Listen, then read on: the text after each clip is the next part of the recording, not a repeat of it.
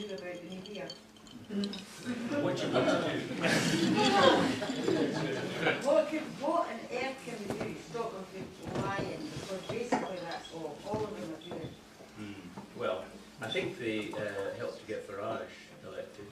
Well, they certainly did that. I think the BBC has played a major role, actually. I'm not saying it wouldn't happen because there's obviously a political movement there. But the trouble here is, as soon as the journalists sense the story, they start to set an agenda. And it seemed to me that what happened was that it was almost impossible on the BBC network programmes, the ones that come from London, to avoid Nigel Farage. I mean, you switched on at any time and you heard UKIP, UKIP, UKIP.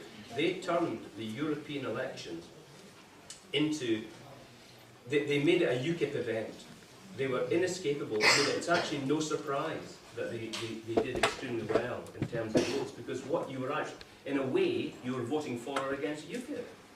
That's what the broadcasters turned it into. I mean, I think that's a disgrace myself, and it's a lack of judgment. There's an awful lot of that going on.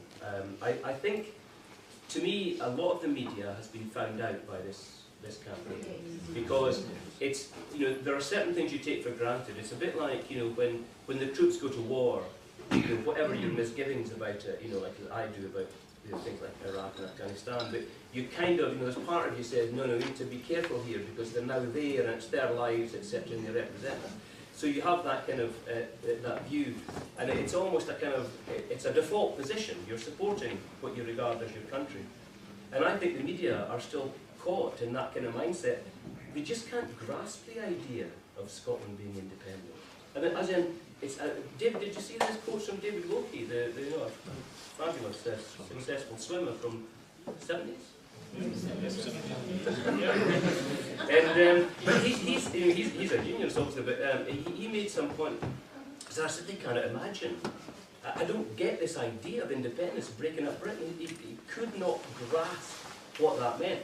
A lot of people in the media have exactly that feeling, and it's you know, it's just a way of thinking, and they can't shape themselves out of it. I was at a meeting in Perth and was asked about the media in Scotland, and I said, you know, we'll not get the media we deserve until we are independent. They will finally wake up to the reality of what people are feeling and what they think when we are independent, when actually there's nowhere else for them to go. I think they have been genuinely caught out, and the stuff I've been writing about the attitude in BBC in Scotland, you know, is a kind of a key part of that, where the decision was taken over a year ago now that the referendum was business as usual at BBC Scotland. There was nothing would change, no plans as such would be laid. It was just another election, like we have the Euro elections, followed by the general election, etc. There was no extra staff.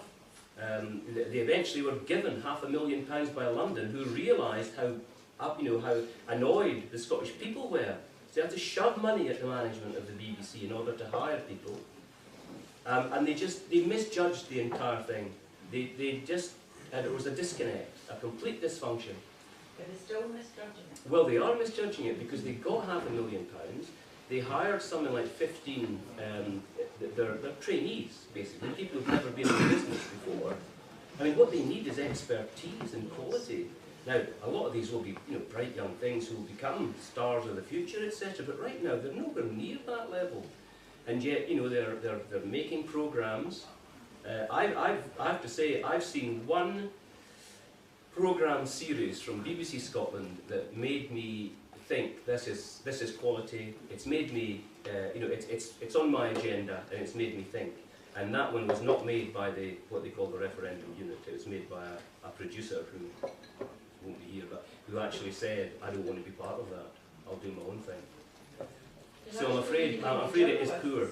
The National Union of Journalists, they have rumblings about that. Did they do anything? Yeah, I mean, you know, when I was in, we fought the management cuts. I mean, I was, you know, standing outside the building at 6 AM one Saturday morning on my own in the rain. I thought, where are the rest of you bastards? But we did. I was on strike. You know, I lost, I don't know, you know, in my house, because my wife worked there as well. She was also made redundant. We lost thousands of pounds at strike days, you know, between us. And it took them on, but you know, it's a hard task. I mean, the management are in Scotland, instead of standing up for Scotland, manage up to London, who tell them what to do, and then it's got to happen at ground level, and that's how it's done. Quite depressing, really. The journalists don't favour the management, but I honestly think a lot of them are now intimidated by management because people just get, you know, pushed at sideline, given jobs they don't want, or made redundant. And once you create that atmosphere, you know, in an organisation, I mean, some of you probably know this, you know, it gets quite scary. And you think, well, I don't want to do anything to upset this person who's in charge in case it falls on me. But journalists can't afford to think that way. You know, if you look around the world, journalists, there's 2 currently being held. 2 Al Jazeera journalists have been held in Syria, I think it is, for weeks now. You know, journalists around the globe, there's about 50 killed every year. You know, they put their lives in danger. And yet in this country there's, well, I hope, no chance of that ever happening. You don't need the same degree of guts, but you do need guts, you know. Part of being a journalist, to rattle the bars of society, not sit there cravenly just accepting what you're told. So I'm afraid it's a failure for me.